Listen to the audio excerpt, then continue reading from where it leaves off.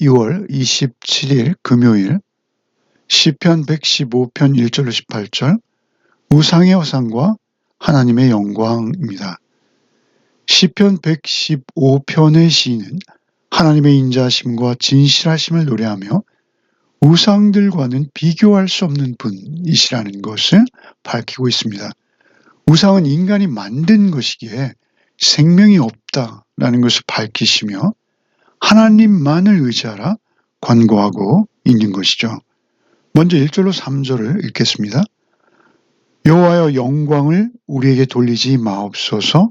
우리에게 돌리지 마옵소서.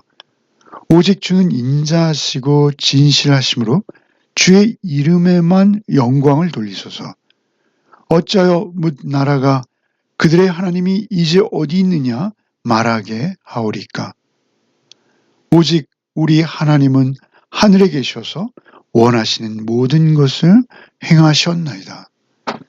시인은 모든 영광과 공로가 사람에게 돌아갈 것이 아니라 오직 하나님에게만 돌아가야 한다 말하고 있는 것이죠. 두 번씩이나 힘주어 말하고 있습니다. 그토록 영광과 공로가 하나님께만 돌아가야 하는 이유는 오직 하나님께만 인자하심과 진실하심이 있기에 그렇다라는 것이죠. 여기서 인자는 우리가 잘 아는 헤세드입니다. 조건 없이 베푸시는 하나님의 일방적이고도 변함없으신 사랑을 말하는 것이죠. 헤세드와 함께 언급하시는 진실, 이것은 에메트입니다. 하나님의 신실하심을 말씀하시는 것이죠. 사랑과 그 신실하심의 하나님께서 하나님의 사랑으로 우리를 구원해 내셨기에 거기에 인간의 공로나 노력이 전혀 개입될 수 없다는 것입니다. 그래서 하나님께만 영광을 돌려야 한다라는 것이죠. 우리의 구원이 그렇듯 하나님의 사랑과 진실하심이 없으셨다면 우리는 불가능한 존재입니다. 예수께서 이 땅에 오신 것도 오직 하나님의 일방적인 인자, 곧 사랑하심이 있으셨고 진실하심이 있으셨기에 가능했던 것이죠. 그러나 이런 복음의 비밀을 모르는 세상 사람들은 눈에 보이지 않는 하나님이 어디 있느냐라고 비아냥되는 것이죠. 하나님이 계시다면 너의 모습이 이 모양 이 꼴이냐? 조롱하는 것이죠. 그러나 시인은 3절에 대답합니다. 하나님은 하늘에 계셔서 원하시는 모든 것을 이미 행하셨다라고 답변하는 것이죠. 하늘에 계신다는 것은 하나님의 초월성과 하나님의 권능을 강조하는 것입니다. 초월적이며 크신 권능의 하나님께서 원하시는 모든 것을 행하시는데 그 제한이 없다 이렇게 말하는 것입니다. 우상, 인간이 만든 것들로는 그것들이 스스로 아무것도 할 수 없기에 전적으로 무능하나 하나님께서는 하나님의 주권적인 크신 능력으로 모든 것을 자유롭게 행하시는 분이라는 것이죠. 그 3절에 원하시는 모든 것을 행하셨다라고 이미 과거형으로 말하고 있어요. 그것은 그 행적이 이미 역사 속에서 분명히 드러났다라는 것이죠. 사실 이스라엘의 구원은 출애굽으로 드러났죠. 그러나 사실 하나님의 입장과 하나님의 시간 속에서는 분명히 예수 그리스도 안에서 구원 얻는 우리의 구원의 비밀도 이미 밝혀지고 드러난 것입니다. 하나님의 계획 속에서는 이미 우리의 구원도 이루어진 것이죠. 그렇듯 하나님의 사랑과 신실하심을 믿고 하나님께만 영광을 돌려라 이런 권면인 것이죠. 너희들이 구원받은 것을 경험하지 않았느냐? 하나님께서 원하시는 모든 것을 이미 행하셨기에 하나님께만 영광을 올려드려라 라는 것입니다. 4절로 11절을 읽겠습니다.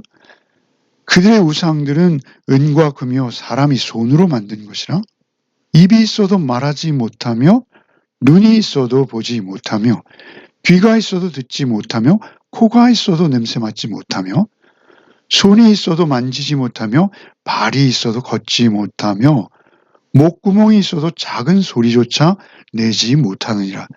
우상들을 만드는 자들과 그것을 의지하는 자들이 다 그와 같으리로다. 이스라엘아, 여호와를 의지하라. 그는 너희의 도움이시요 너희의 방패시로다.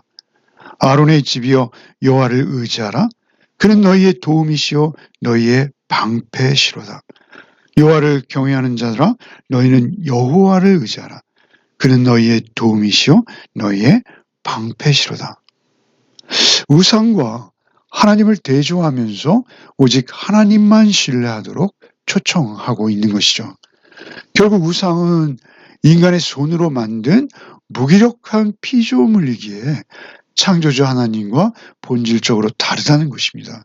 무기력하다고 강조하는 것이죠. 금과 은은 겉으로는 귀하고 화려해 보일 수 있습니다. 그러나 그 본질은 아무런 생명력도 없을 뿐 아니라 하나님의 형상, 그 하나님의 인격을 쫓아 살아가게 할 수 있는 능력이 전혀 없습니다. 인간처럼 입, 눈, 귀, 코, 손, 발이 있는지 모르지만 그것은 실제로 아무것도 할 수 없는 그저 물리적인 물체로 만들어 놓은 모형이요. 무기력한 존재로 사람의 손에 의해서 만들어진 것이다 라는 것이죠. 그러나 하나님은 정반대라는 것이죠. 우주 만물을 만드셨을 뿐만 아니라 그것들을 말씀으로 역사하며 이끄시며 하나님의 능력을 온 세계와 인간의 삶 속에서 드러내고 계시다라는 것입니다. 우상은 철저히 무기력해서 우상을 만드는 자와 그것을 의지하는 자 다 그것과 같아질 것이다 라고 말씀하시는 것이죠. 점점 무기력하고 어리석어질 것이요 생명조차 없는 물질로 변해갈 것이다. 결국 우상은 인간을 더 나은 존재로 만들어갈 수 없다는 것입니다. 구원으로 이끌 수 없을 뿐 아니라 철저히 헛된 존재로 전락하고 말 것이다. 그러나 하나님을 의지하는 자, 하나님께서 그의 도움과 방패가 되어주신다. 3번씩이나 연속적으로 반복하세요. 도움과 방패. 방패는 무엇입니까? 지켜주신다는, 철저히 보호하신다는 것이죠. 물론 도움까지 베푸셔서 구원에 이르게도 하신다라는 것이죠. 이런 도표로 정리할 수 있습니다.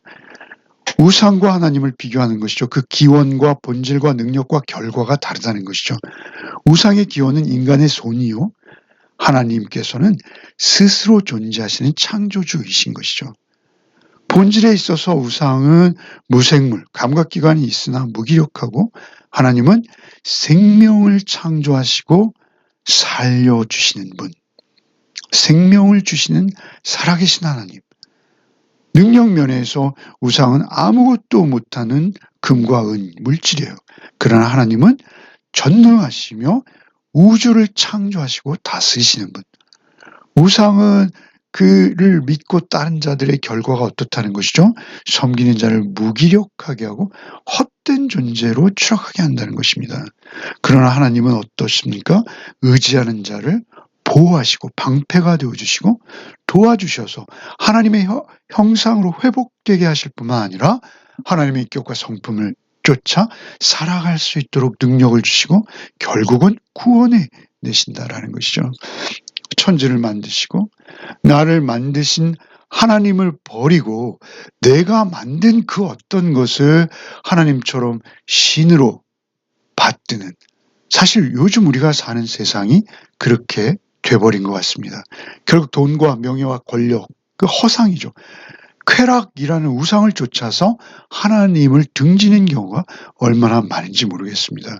결코 영원하지도 영원할 수도 없는 것들을 마치 영원한 가치라도 되는 것처럼 그 오히려 영원한 생명까지 바꾸어 버리는 어리석은 우상을 쫓는 사람들이 있다라는 것입니다.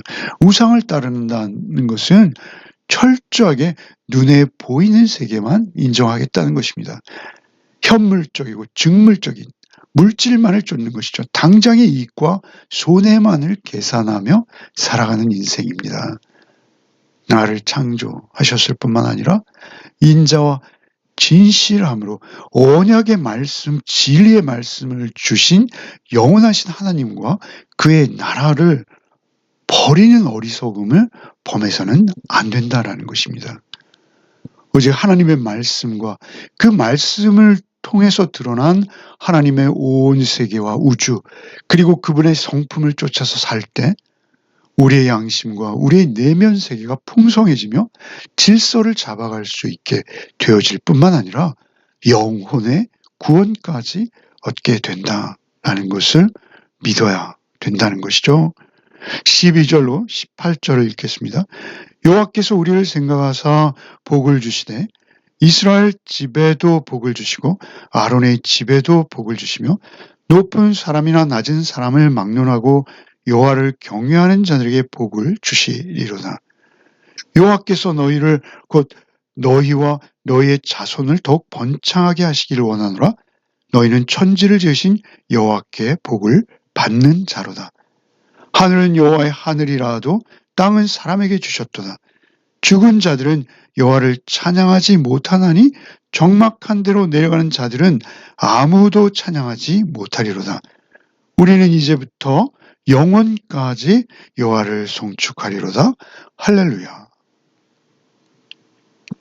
도움과 방패가 되시는 하나님께서 복을 주시되 가장 먼저 이스라엘 집을 복받을 대상으로 말씀하시죠.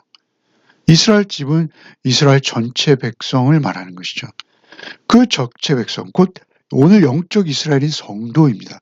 하나님의 언약 안에 들어온 모든 사람을 말하는 것이죠. 이어서 아론의 집은 제사장의 혈통을 의미하죠. 오늘날 우리의 왕 같은 제사장들입니다. 또한 높은 사람이나 낮은 사람, 곧 사회적으로 신분이 높고 낮음에 상관없다는 것입니다. 하나님 안에 들어와 하나님을 경외하는 그런 모든 자에게 복을 주신다라고 하시는 것이죠. 여기서 복은 영적으로 우리는 해석할 필요가 있어요. 우리를 기억해 주시고 우리를 축복하는 하나님, 그분이 우리 공동체 안에 속한 이들을 하나하나 복 주신다라는 것이죠. 참으로 하나님께서는 예수 그리스도를 통해서 모든 믿는 자들을 기억하시고 영적 자녀로 이미 삼아 주셨습니다. 특별히 그 자손을 통한 축복을 언급하시는 것은 이건 단순한 혈통적 자손만이 아니라 복음을 통한 영적 자손을 말씀하시는 것입니다. 우리가 복음을 전해서 우리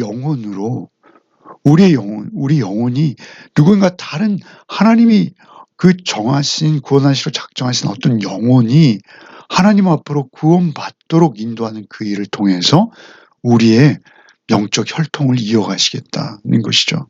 하나님을 경외하는 자들에게 하나님께서는 언약에 신실하셔서 크신 사랑으로 이 모든 것들을 이루신다는 것입니다.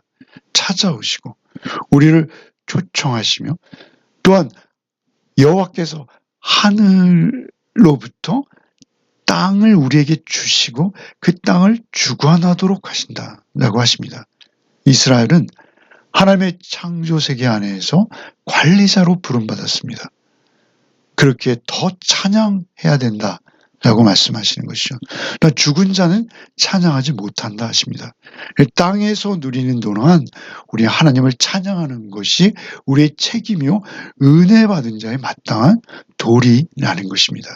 현재 살아있는 모든 자들은 찬양의 의무를 기억하고 찬양하라고 권하시는 것이죠. 찬양은 단순한 선택이 아니라 창조와 생명을 주시고 그 인애와 진실하심으로 대하시는 하나님을 향한 당연한 반응이다 라고 강조하시는 것입니다. 우리에게 허락한 생명이 있는 동안 우리가 우상을 철저히 배격하고 오직 살아계신 하나님만을 전심으로 찬양하는 우리 모두가 되기를 바랍니다. 기도하겠습니다. 주님 감사합니다. 오늘도 말씀으로 우리를 깨워주시니 감사합니다. 우리가 세상의 많은 우상들에 또 무속에 현혹되거나 빠지지 않도록 우리를 지켜 보호하여 주옵소서. 우리의 욕망대로 우상을 섬기는 자가 아니라 오직 생명의 하나님, 사랑과 은혜와 진리의 하나님 한 분만을 우리 안에 모시고 주님만 따르는 또 하루가 되게 하여 주시옵소서. 우리를 영원으로 인도하시는 주님만을 찬양하는 또 한 날이 되게 하여 주옵소서. 예수 그리스도 이름 받들어 기도하옵나이다. 아멘.